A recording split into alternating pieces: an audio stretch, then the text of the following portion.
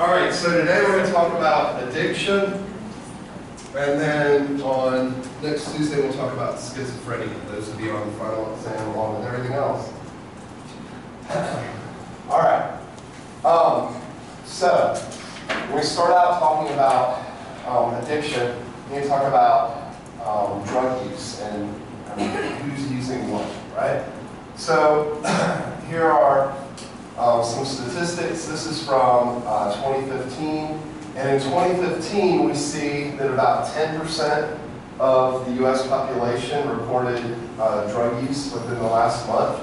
The majority of that, 22 million people, was marijuana, followed by prescription painkillers, and then all the other types of drugs.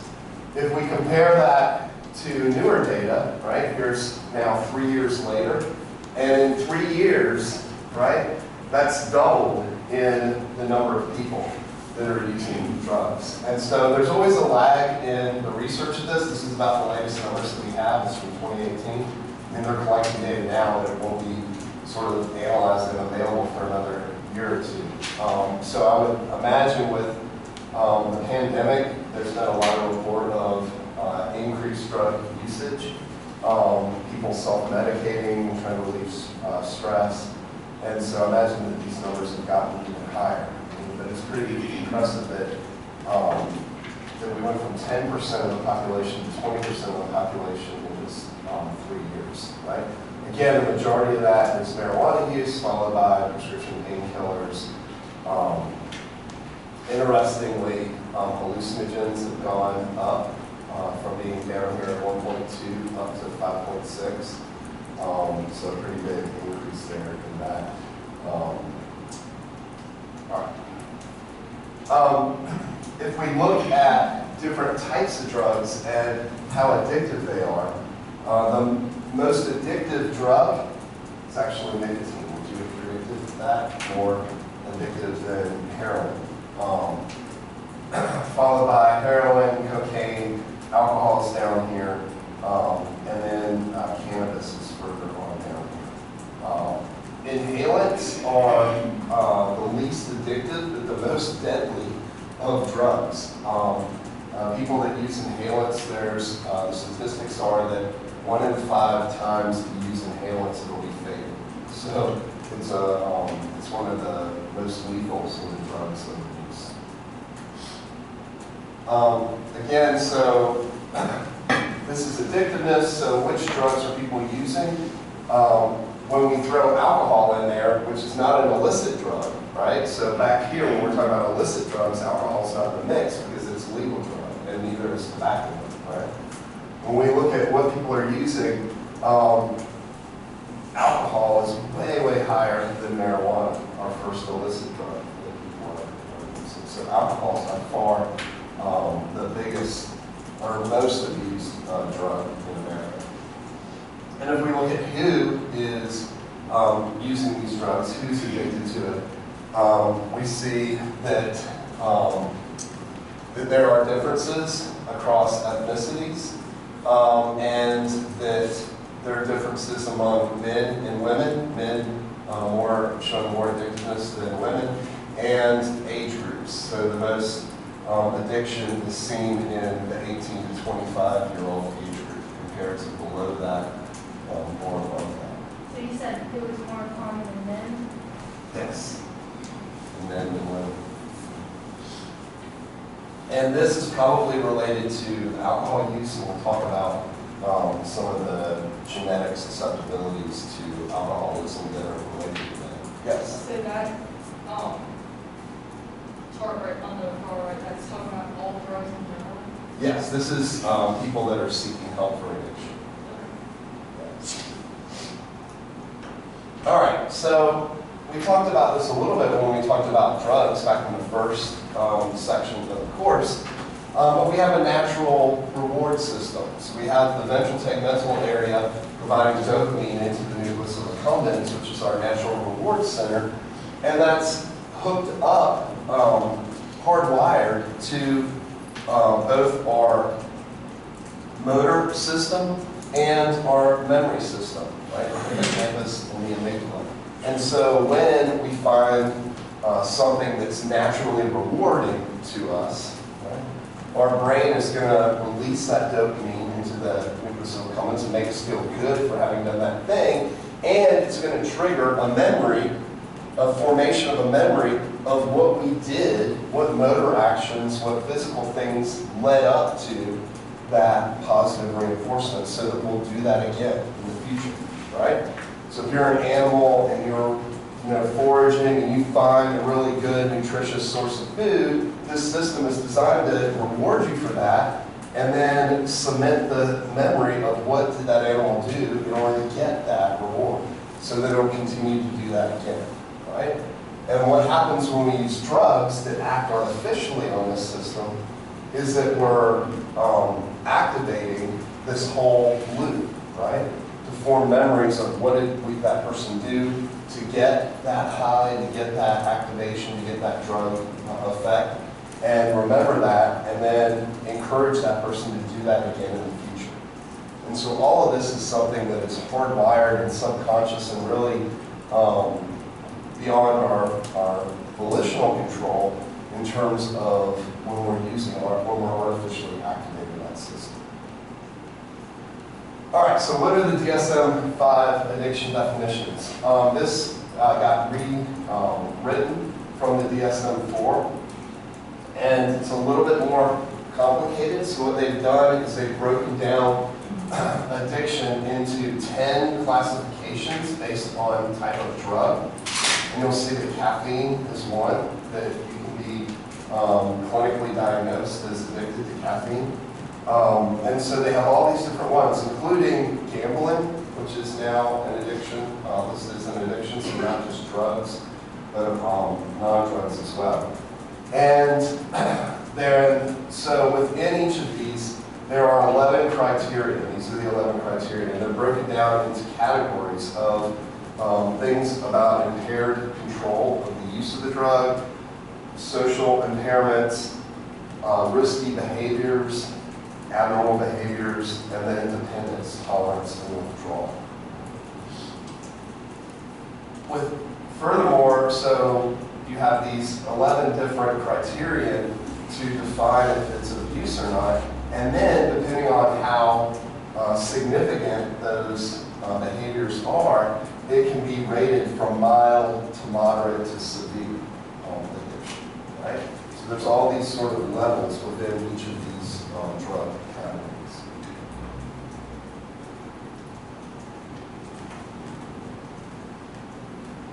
So I want to talk about 3 different models of addiction.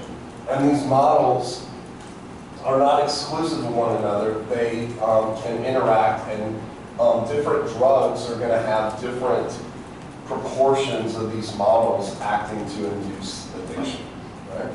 So the disease model talks about addiction as a disorder that is physiologically based, right? So the drugs are hijacking that neurophysiological system. This model helps explain why some people get addicted and other people don't, because we have different susceptibilities, different physiological susceptibilities to how strongly those systems are activated. It has a role then for genetics, and if we're talking about this as a disease state, as a problem in the brain, then that opens the door for some treatment options. Can we act with drugs, with medications, with therapy to change those brain states? One of the disadvantages of the disease state is sometimes it can be used as a crutch, where people might think that it's beyond their voluntary control, right? This sort of excuse that I can't help it, I'm just wired that way, sort of thing. Then there's the physical dependence model. This model says that people continue using the drug, people continue staying addicted to the drug in order to avoid the withdrawal effects of drugs. And so some drugs have very severe withdrawal effects, so this model plays a bigger role in why people use that drug. But there are some drugs that don't have very strong withdrawal effects, and so this model then for those drugs doesn't play as big a role. abnormal. So like I said, depending on the type of drug and depending on the person, these different models are going to have different sort of proportional impacts. The physical dependence can explain why people will do very abnormal behavior or risky behavior in order to get the drug, because what they deem the consequences of that risky behavior are less severe than going through the withdrawal. Opioids have a big withdrawal effect, and physical dependence plays a big role in why people continue to use opioids. And then finally, the last model is the positive reinforcement model, which says that people continue to use the drug for the positive effects of the drug. And that could be the high that they are getting, the stimulation of the natural reward system. But it could also be for other positive benefits like self-medicating, like reducing stress or escaping the reality through the drug use.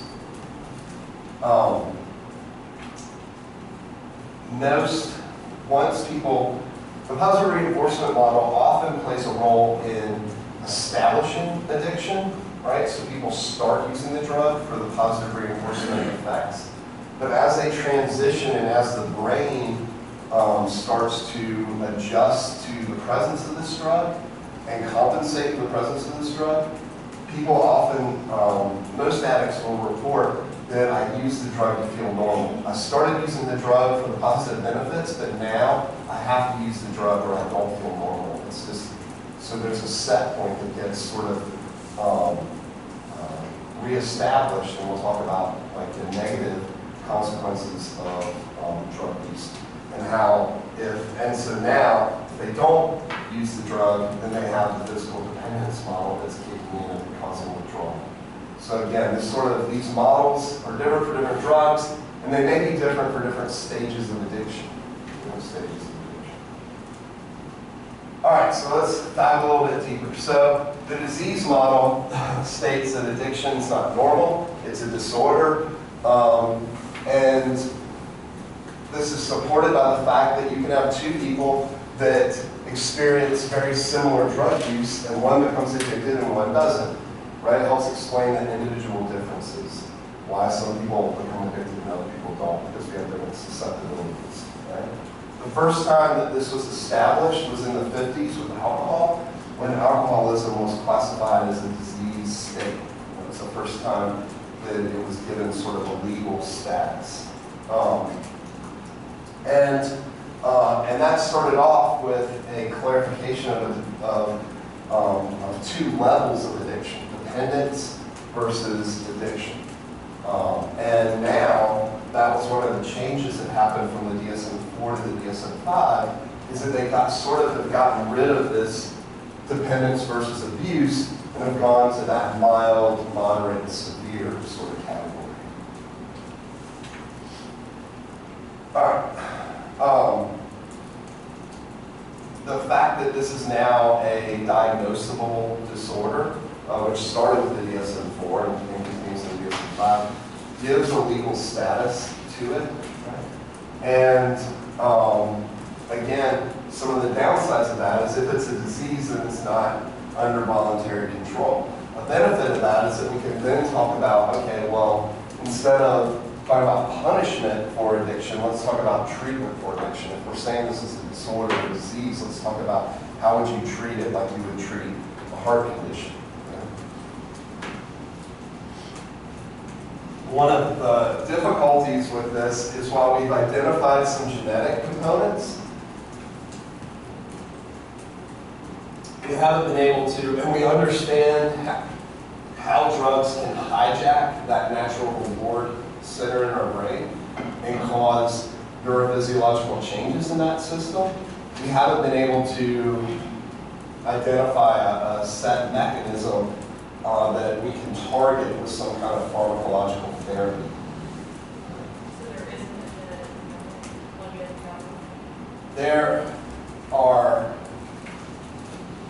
there's not a addiction genetic component. There are genes that are related to the susceptibility for that, right? So if you have a genetic, let's say an allele where you don't produce as much of the enzyme that breaks down dopamine, right? That means that you have more dopamine available just in general in your brain.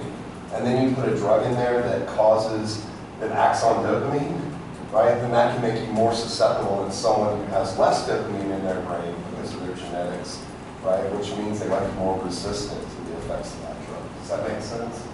So the genetic components are on things that are related to that neurophysiological system: receptors, neurotransmitters, synapses, connections between these. The physical dependence model, again, talks about continued use in order to reduce the withdrawal effects. If somebody, an alcoholic, wakes up in the morning and is hungover and doesn't feel good and is having withdrawal effects, so they consume alcohol to alleviate those effects, right? So they're motivated to continue consuming in order to reduce the negative effects of withdrawal. This can explain compulsive behavior. It can explain some of the destructive behavior that people will do. Because the motivation of removing the negative effects in their mind outweighs the riskiness that they're doing. Yes. Could this also be why, like, after a while, people advance to other drugs, like, because the other drugs are really doing? Yeah, sure. So that could be I think that's more probably the positive reinforcement model, right? So as the positive reinforcement of one drug goes away, they may seek that from another drug that hasn't had that conditioning effect. Yes? Why does it say care to That's just an expression of, like, people will use a drug the next day in order to alleviate their withdrawal effects. So some of the problems with physical dependence model is often addicts will voluntarily go through withdrawal in an effort to try and stop using the drug, right? So people can choose to try to get clean and go through withdrawal and not be motivated, compulsed to use that drug. Right? So while it's a sort of pressure to use the drug, it's not necessarily a compulsion that they have to do that.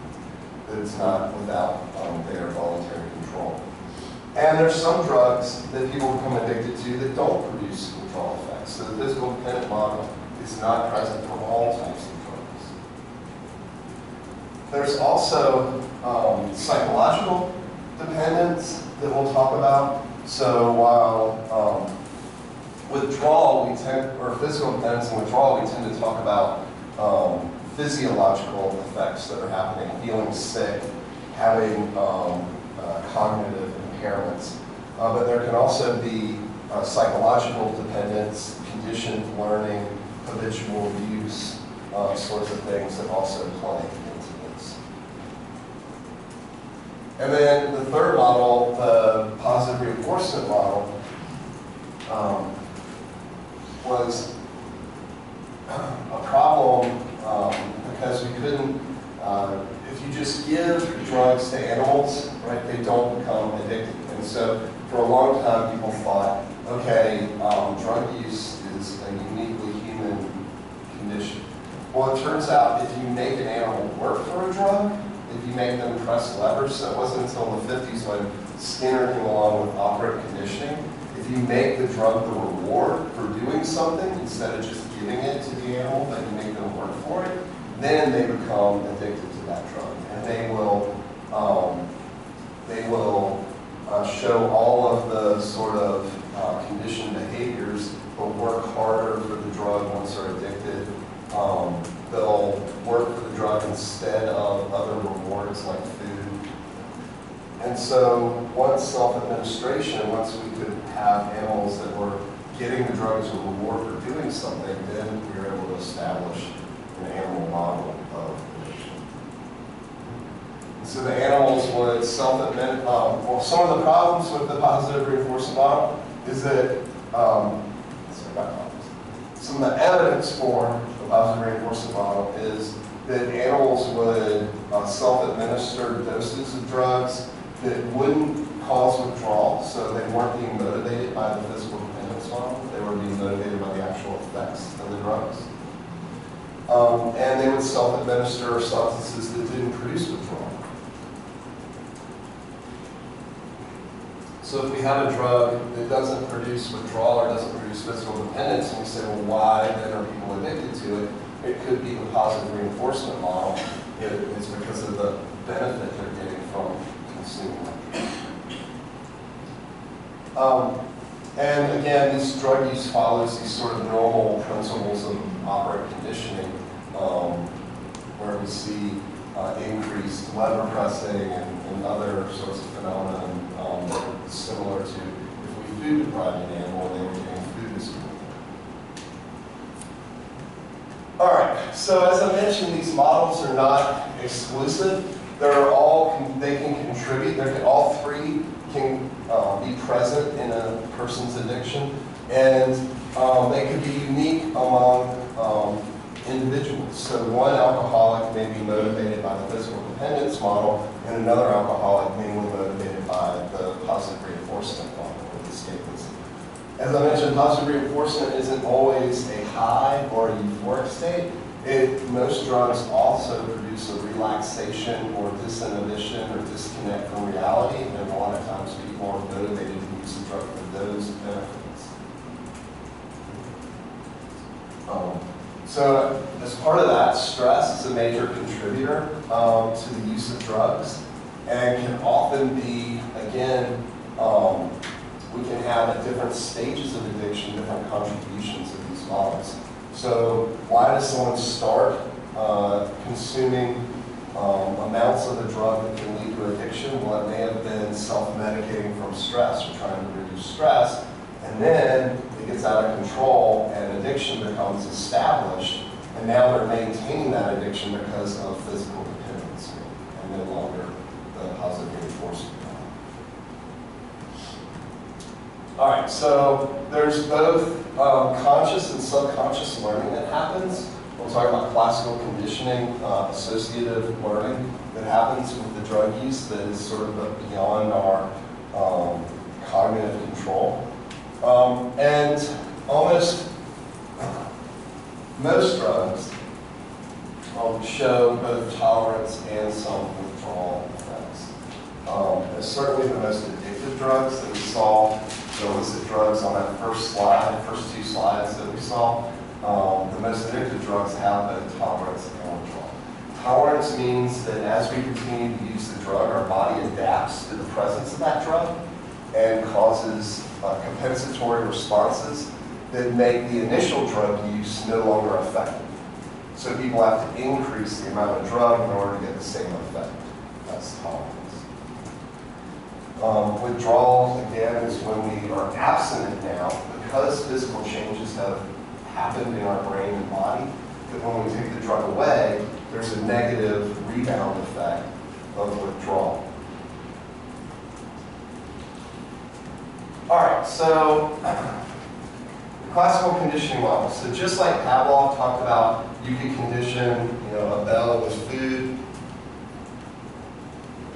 so that the bell then takes over the response. And now this bell represents this food, even in the absence of the food. You can have similar things with drug use. So if people, for instance, are using a drug in a particular location, right, then that location can get associated with the positive benefits of that drug. And with continued use of that drug, right, the body starts to anticipate that the drug is coming and actually starts to compensate and can have acute compensation that happens in the presence of that. So that means that the drug has a smaller effect when they're in that location.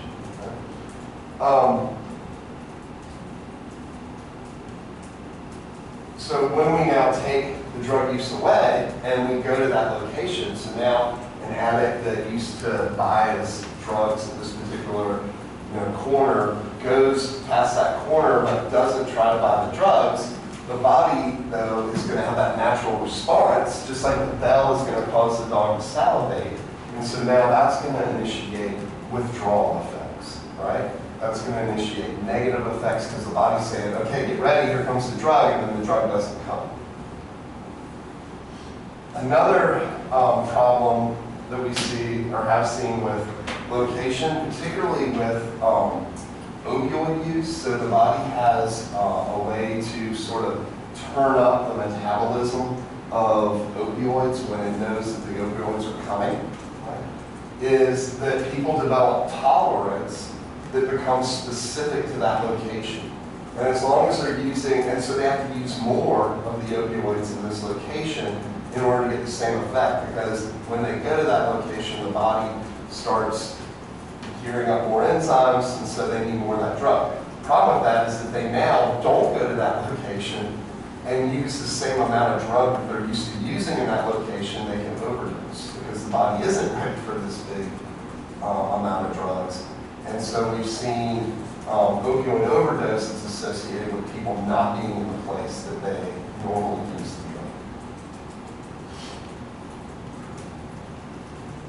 All right, so tolerance, there's different mechanisms of tolerance in our body. One is one that I just mentioned, which is metabolic tolerance, meaning that we increase the ability, the body increases the ability to get rid of that drug. So you start making more of the enzymes to degrade alcohol. The liver kicks into overtime and making more of those enzymes. So now when you consume alcohol, you're getting rid of it faster, therefore you need more of it to maintain the same level of intoxication. There can be physiological tolerance, where now we're going to tune down the receptors or the neurotransmitters that that drug is acting on at a physiological level. And so now you need more of that drug in order to act on fewer receptors. So this is sort of demonstrates some of the compensatory responses. When we have a drug, for instance, that might block excitatory receptors, the body's natural response is going to be to increase the number of receptors. If you're trying to block something, I'm going to add more of that in order to maintain my homeostasis, right? And if we're stimulating receptors, overstimulating receptors of the drug, then the body's natural response is going to be to turn down the number of receptors that are present. All right, so with withdrawal, there's also categories as well. So we talked about physical withdrawal, and one of the problems with withdrawal is that we've now caused physiological changes to happen. And so now in absence of the drug, we're in an abnormal state in the brain. And so the goal with physical withdrawal is to sort of get back to those normal levels, to try and initiate going back to that. And some of the ways that that can happen is you can have antagonists that help with that, that help block those physical withdrawal effects. And then, as I mentioned, we can also have physical dependence, so that conditioning that happens, right?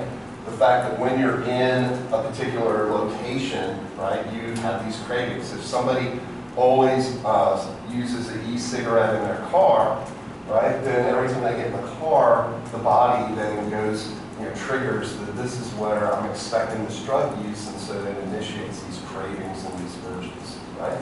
And it doesn't have to just be, I'm harping kind of on location, it doesn't have to be location, it can be time of day. It could be, I get off work and go to the bar and drink, and that's my addiction, and so now I'm trying to stay sober, but when I get off work at 5 o'clock, there's this triggering of this urge to consume alcohol. So it can be time of day, it can be location, it can be people.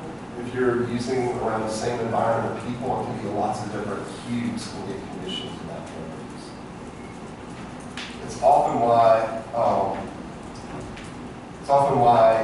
when people come out of successful drug treatment, they often don't want to go back to the same place where they used to live, right? They want to establish a new environment because there's all sorts of triggers and cues in that old environment that are going to make it more challenging to stay clean. All right, let's wake up. Come on. We only got 2 more jamming minutes.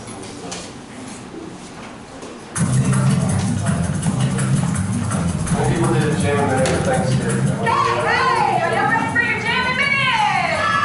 All right, here we go with the march. Ready? 1, 2, 3, 4, 5, 6, 7, 8, 9, 10, and elbows.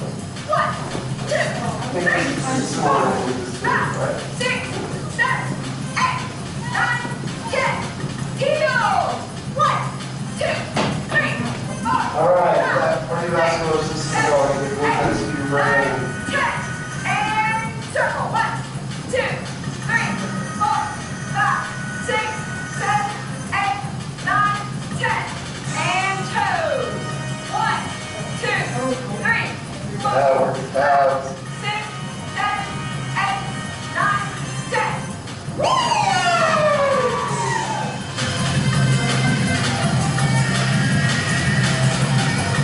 Okay, now I want to give you the healthy tips for the day. Drink more water. They say no Coke. Yeah. That was my word. So don't do Coke. First time I went to Jamaica, it was actually on our honeymoon. My wife and I were staying at this resort. I go in to the bar and I walk to the bar and I say, "Can I get a Coke?" And the Jamaican guy looked at me and said, "Say no to drugs, man. You want a Pepsi?" Okay, this is where I am. All right. So when we talk about physiological changes that happen, we talked about this when we talked about some of these systems, pleasure systems, right? Is that researchers discovered, because they were trying to stimulate the lateral hypothalamus and they were looking at feeding, and they missed the lateral hypothalamus and went into this area of the basal forebrain called the nucleus accumbens. It's right next to the lateral hypothalamus. And they found out when they did that, that rats would go crazy pressing that bar 2,000 times an hour until they would pass out from exhaustion and wake up and go immediately back to pressing the bar. They had this strong self-pleasuring response, right? And that they would do this in lieu of eating and any other kind of normal state.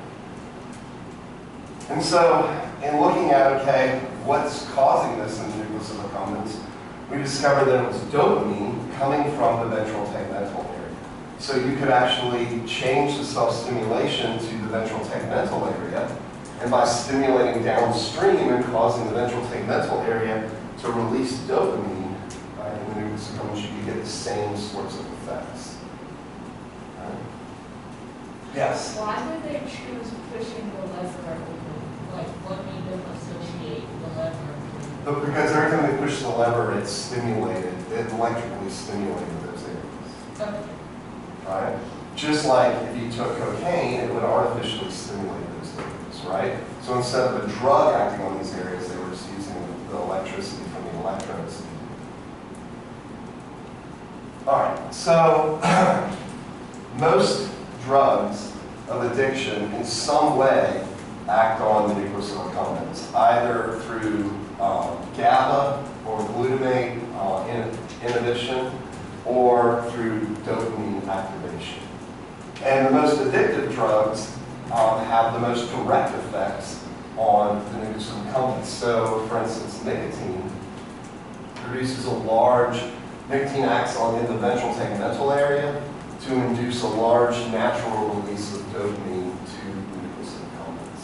And so here we see nicotine injection, and we see a very fast rise of dopamine, and then it drops off in about 2 hours, and then when we get another one, then we get that same sort of effect. Similar injection now with THC, with marijuana, and we see, again, that can cause a dopamine increase. So you said that all drugs have some sort of... Most of the addictive drugs are acting in some way on the nucleus accumbens. And the most addictive drugs are acting directly on dopamine in the nucleus.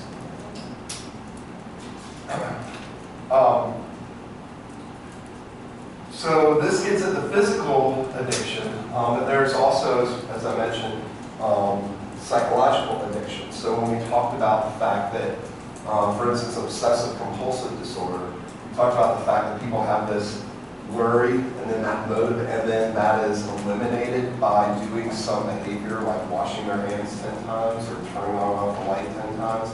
And when they do that, then the worry goes away and that becomes reinforced. Well, drugs can do the same sort of thing, where the things that you're doing get associated with the positive effects of the drugs, and then that becomes compulsive behavior.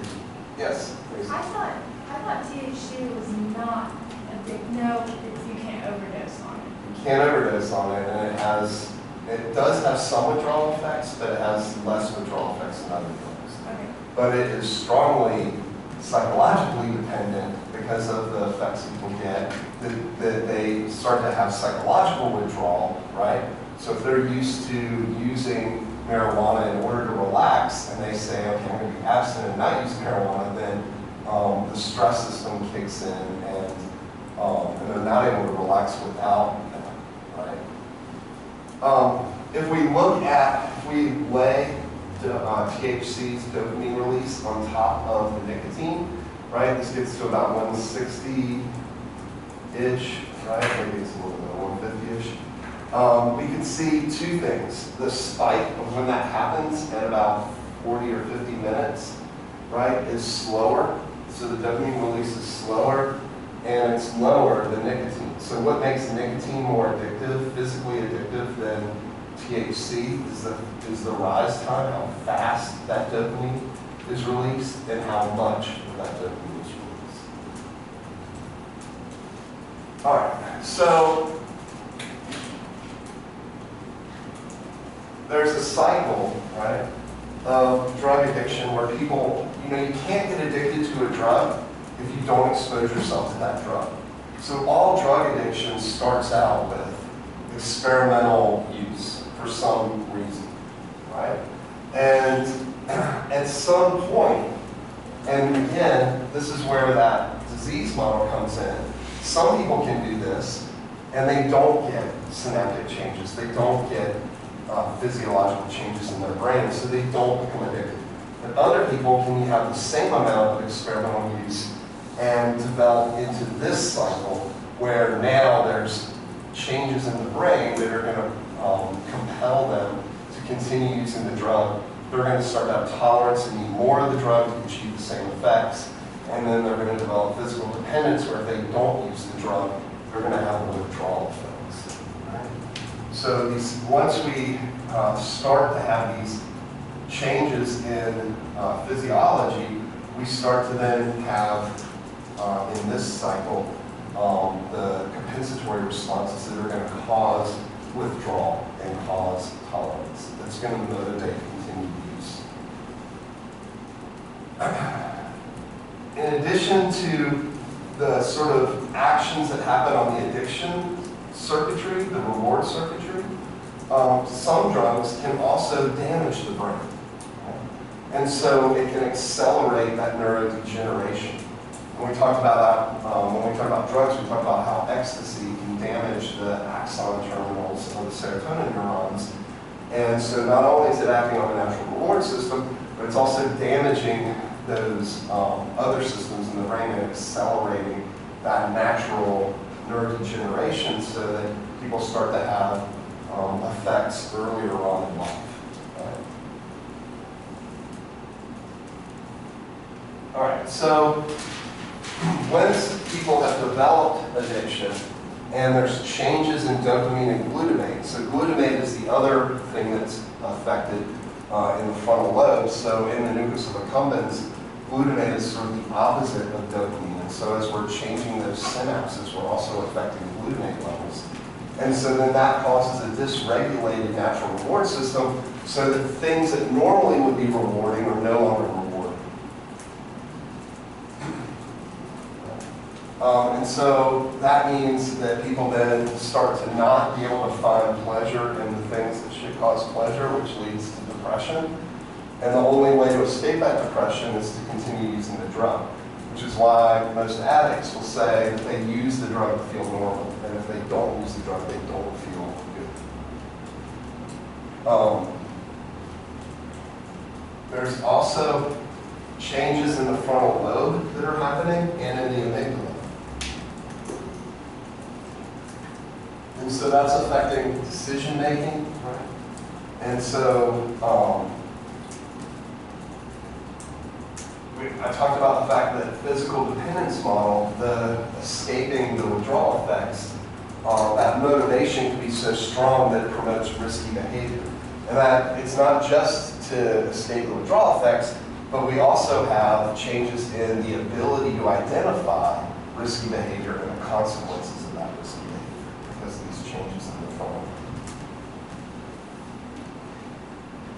Another physiological change that happens is that the stress system actually increases. So the corticotrophin releasing factor, the thing that's going to stimulate cortisol release from the anterior pituitary, norepinephrine and dynorphin, all of these levels go up. So norepinephrine is sort of the vigilance neurotransmitter, the stress neurotransmitter goes up, and dynorphin is the opposite of endorphins. So we're actually caught, you can feel physical pain in absence of these drugs, and the drugs alleviate that physical pain. Yes? You said that the changes in the frontal lobe make us aware of Make people less aware of the consequences of their actions, have impaired judgment, and impaired decision making, right? Which leads to poor choices and continued drug use, right? I just got out of jail for drug use, and now I'm going to go back to the same place I got arrested because it's like, I just got out of jail. I just got out of jail. Okay. This is a scenario that someone just gets out of jail, right? And they go back to the same place where they got arrested and put in jail to get the drugs, right? That's a poor decision. Most people would say, hey, I shouldn't repeat that behavior, but they're compulsive to do it because of several of these different models out there. All right. So this then becomes another reason to promote continued drug use to alleviate the stress, alleviate the pain, turn down the activity of the brain. All right. All right, so that's sort of the negative reinforcement system. And so as we get into this sort of what we call dysregulated reward state, there's what we call mood allostasis. So initially, people use the drug to have a positive benefit. When they stop using the drug, there's a compensatory rebound effect that promotes them to use the drug again. They use the drug again, stop using the drug, negative effect. And so as they continue to use the drug, and as the brain starts to compensate for the presence of that drug, we lose the positive reinforcement model, and now people are using that drug just to try to feel normal, right? Just to get back to that sense of normalcy. So these set points can be affected by the continued use of the drug. And so how many times do you have to use the drug to cause this change to happen in your brain?